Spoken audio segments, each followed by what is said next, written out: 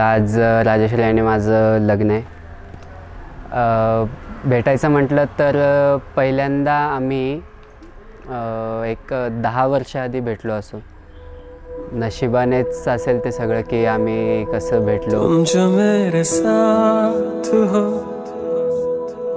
तो क्या ये दूरी मोहब्बत तो तुमसे हर पल रही बस बातें ऐसी. काय माहिती ते कसं काय गाठी अशा जुळून आल्या व्यवस्थित की आज आमचं लग्न होत आहे. ये जो मेरा दिल मिलना ये चाहे अब समझो तुम्ही